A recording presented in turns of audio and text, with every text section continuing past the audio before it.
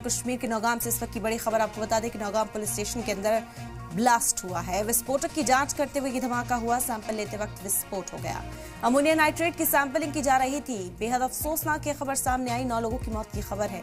29 जख्मी हुए हैं। मरने वाले में पुलिस वाले शामिल हैं। मरने वालों में फॉरेंसिक ऑफिसर फरीदाबाद से जब्त हुआ विस्फोटक ब्लास्ट हुआ, उसमें फॉरेंसिक ऑफिसर शामिल हैं, पुलिस वाले शामिल हैं। बेहद अफसोसनाक ये खबर इस वक्त आप तक पहुंचा रहे हैं। 9 लोगों की मौत हो चुकी है। 29 लोग जख्मी हैं जिन्हें फौरी तौर पर अस्पताल पहुंचाया गया है। जम्मू कश्मीर के नौगाम से बेहद अफसोसनाक और बड़ी खबर सामने आई है। नौगाम पुलिस स्टेशन के अंदर ये ब्लास्ट हुआ। थाना भी पूरी तरीके से ब्लास्ट में तबाह हो चुका है। विस्फोटक की जांच करते वक्त ये धमाका हुआ है। बता दें कि फरीदाबाद से जो विस्फोटक पुलिस को मिला था उसके ही सैंपल्स लिए जा रहे थे जिस वक्त ये धमाका हुआ है। अमोनिया नाइट्रेट की सैंपलिंग की जा रही थी। 9 लोगों की मौत हो गई है। 29 लोग जख्मी हैं। मरने वालों में पुलिस वाले शामिल हैं। मरने वालों में फॉरेंसिक ऑफिसर भी शामिल हैं। बता दें कि फरीदाबाद से जब्त हुआ था विस्फोटक और जम्मू कश्मीर के नौगाम में ब्लास्ट हुआ।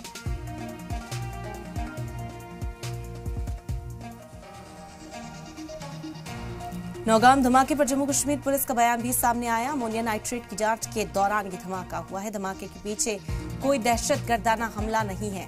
बड़ी जानकारी इस वक्त आप तक पहुंचा रहे हैं। नौगाम धमाके पर जम्मू कश्मीर पुलिस का बड़ा बयान सामने आया कि अमोनिया नाइट्रेट की जांच हो रही थी जिस वक्त ये धमाका हुआ। इसके पीछे कोई दहशतगर्दाना एंगल नहीं है।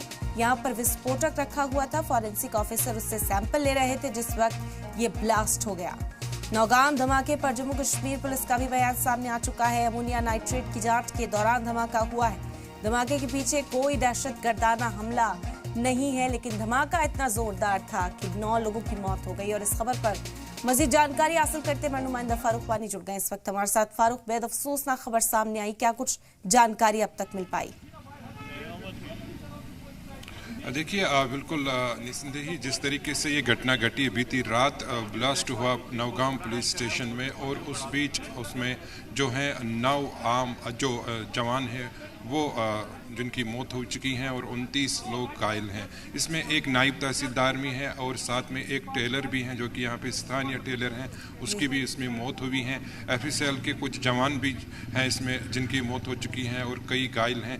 और आप देख सकते हैं तस्वीरों में पूरे इलाके को फिलहाल जो है बैरिकेड्स लगा दिए गए हैं पुलिस स्टेशन की और किसी को जाने की इजाज़त नहीं दी जा रही है।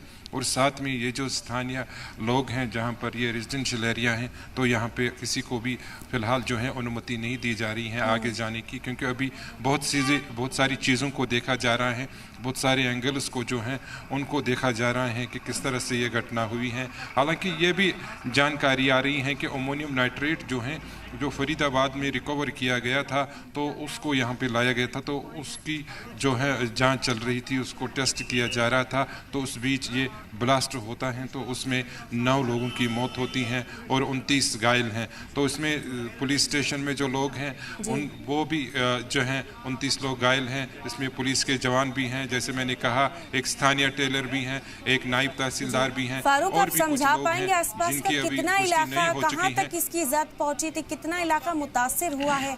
क्योंकि 29 लोगों का जख्मी हो जाना, 9 लोगों की जान जाना, लगता है कि काफी बड़े एरिया तक इसकी जो दहशत है वो फैली थी। जी बिल्कुल, इसकी जो इंटेंसिटी थी वो काफ़ी ज़्यादा है। जिस तरीके से हमने स्थानीय लोगों से बात की और मैं आपको अशरफ आपको दिखाई देगा कि ये जो इलाका है ये काफ़ी घना आबादी वाला इलाका है और आसपास के जितने भी मकान हैं उसके शीशे जो हैं बिखरे हुए हैं और शीशे खिड़कियों के जो हैं वो भी टूटे हैं। तो और भी कुछ दरारें मकानों में आई हैं क्योंकि इंटेंसिटी इतनी ज़्यादा थी कि आवाज़ें दूर दूर तक सुनाई गई। और ये भी पता चला है कि जो ब्लास्ट जब हुआ तो उस दौरान जो जवान इसमें मारे गए या जो इंजर्ड हुए तो कईयों के जो बॉडी के टुकड़े हैं वो 100 से 200 मीटर दूर गिरे हैं। तो उससे आप अंदाज़ा कर सकते हैं इस ब्लास्ट की इंटेंसिटी कितनी ज़्यादा थी और दूर दूर तक आवाज़ें सुनी गई। और जो बॉडी पार्ट्स हैं वो काफ़ी ज़्यादा दूर गिरे हैं, 200 मीटर जो रिकवर बाद में किए गए। फिलहाल सभी घायलों को जो है सिक्किम सौरा 92 बेस आर्मी हॉस्पिटल और एक प्राइवेट हॉस्पिटल में जवानों का इलाज चल रहा है। और अभी भी जो आला अधिकारी हैं पुलिस के, वो अभी यहाँ घटनास्थल से गए हैं, लगातार इसका जायजा लिया जा रहा है। आईजी कश्मीर वीके बिरदी, इसके अलावा जो नलिन प्रभात हैं डीजी जम्मू कश्मीर के, तो वो भी यहाँ जायजा लेके चले गए हैं। अभी 10 बजे वो प्रेस वार्ता करेंगे, तो उसमें बहुत सारी चीज़ें क्लियर होगी। आया ये घटना कैसे घटी, क्योंकि ये एक बहुत बड़ा सवाल है, चिंता का विषय है कि किस तरह से RDX में इतना ज़्यादा ब्लास्ट हुआ और उसमें इतने लोगों की अगर मौत होती है और इतने घायल होते हैं, तो ये क्या बताया जा रहा है कितना आगे रहेगा कि किस तरह से ये, क्योंकि अमोनिया नाइट्रेट था, उसमें इतना बड़ा धमाका हुआ, फरीदाबाद से जब्त हुआ था, तो क्या जो वहां पर क्वांटिटी थी वो बहुत ज्यादा थी? सैंपलिंग तो इससे पहले भी की गई थी, लेकिन इस धमाके के पीछे की वजूहात को अगर तलाशने की कोशिश की जाए, क्या क्वांटिटी बहुत ज्यादा मिकदार में वहां पर मौजूद था, इस वजह से ये बड़ा ब्लास्ट हुआ है? जी बिल्कुल, अभी जिस तरीके से कहा जा रहा है कि 360 kg का ये RDX था जिसमें ये ब्लास्ट हुआ है। हालांकि आधिकारिक तौर पर अभी पुष्टि नहीं हो पा रही है कि 360 था या उससे ज़्यादा है, लेकिन RDX था जो फरीदाबाद में रिकवर किया गया था और बाद में यहाँ पर उसको लाया गया था। FSL की जो टीम है वो बीते रात यहाँ पर मौजूद थी जब ये घटना घटी, जब इसका ब्लास्ट हुआ। इसके साथ साथ जो अन्य पुलिस अधिकारी थे वो भी यहाँ पे मौजूद थे, तो कुछ चीज़ें थी उनका टेस्ट करना था, जिसको लेकर हम कह सकते हैं जो स्थानीय टेलर हैं तो वो भी यहाँ पे मौजूद था पुलिस स्टेशन में, और उसके बाद ब्लास्ट हुआ। नायब तहसीलदार जो कंसर्न था वो भी यहाँ पे था, उसकी भी इसमें मौत हो चुकी है। तो इसमें बहुत सारे पहलू भी बाहर आएंगे कि कैसे ये घटना घटी, क्योंकि इतना बड़ा RDX का ब्लास्ट होना और पूरे इलाके में उसने हिला के रखा इस पूरे इलाके को, और लोग भी काफ़ी घबराए हुए थे।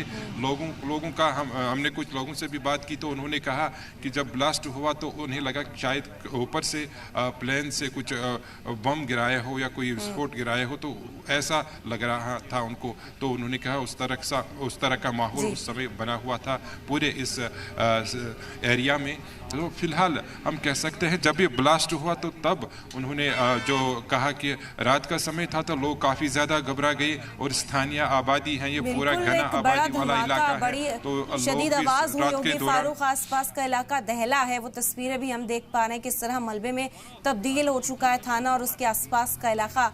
फारूक, ये भी जानना चाहेंगे इस वक्त वहाँ पर किस तरह की कार्रवाई हो रही है, क्या पूरे स्पॉट की जांच की जा रही है इस वक्त? क्योंकि आपने कहा कि प्रेस वार्ता कुछ ही देर में की जाएगी, तो उसमें जानकारी जुटाने के लिए कौन कौन यहाँ पर अब तक पहुंचा और किस एंगल से जो है जांच इस पूरे मामले की जा रही है?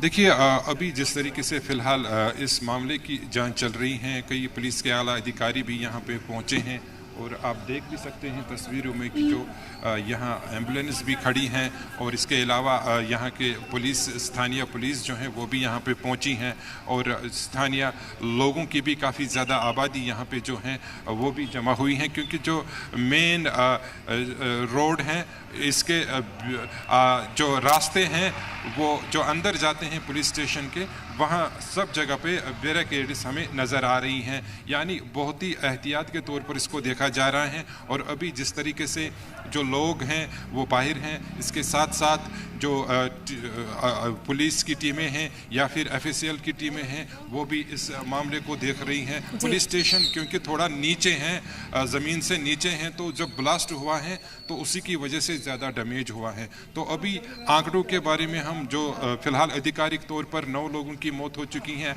आंकड़े बढ़ भी सकते हैं क्योंकि बहुत सारे लोग घायल हैं, और जैसे मैंने कहा कि इंटेंसिटी इतनी ज़्यादा थी कि दूर दूर तक आवाज़ें सुनाई गई, और साथ में जो लोग हैं पूरे इलाके के तो वो सहम के रह गए। उन्होंने कहा शायद प्लेन गिरा है ऊपर से, इतना ज़्यादा ब्लास्ट लगा उस समय उनको।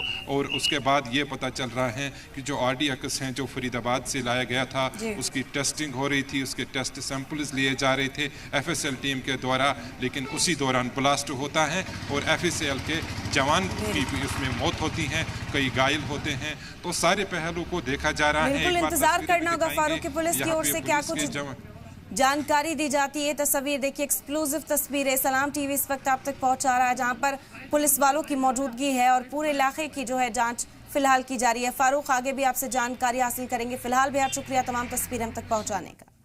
तो नौगाम धमाके पर बड़ी खबर सामने आ रही है। 10:30 बजे MHA की प्रेस कॉन्फ्रेंस भी होगी। नौगाम धमाके पर प्रेस कॉन्फ्रेंस होगी, नौगाम धमाके की जानकारी दी जाएगी। बता दें कि तकरीबन 10:30 बजे MHA की ओर से, मिनिस्ट्री ऑफ होम अफेयर्स की ओर से प्रेस कॉन्फ्रेंस की जाएगी। नौगाम धमाके पर प्रेस कॉन्फ्रेंस होगी। इस धमाके की पूरी जानकारी दी जाएगी कि आखिर ये धमाका हुआ कैसे है। फिलहाल पुलिस ने वाजे कर दिया है ये कोई दहशतगर्दाना हमला नहीं था। जो RDX वहां पर मौजूद था, जो पदार्थ वहां पर मौजूद था, उसका सैंपल कलेक्ट करने के लिए टीम पहुंची थी। उसी वक्त उसमें जोरदार धमाका हुआ। अमोनिया नाइट्रेट की जांच के दौरान ये धमाका हुआ था, जिसमें 9 लोगों की मौत हो गई है। FSL के अफसर जो वहां पर पहुंचे थे सैंपल कलेक्ट करने के लिए, उनकी मौत हो गई है और पुलिस वाले जो थाने के अंदर मौजूद थे उनकी मौत की खबर है। आसपास का इलाका भी इसकी वजह से तबाह हुआ। 29 लोग जख्मी।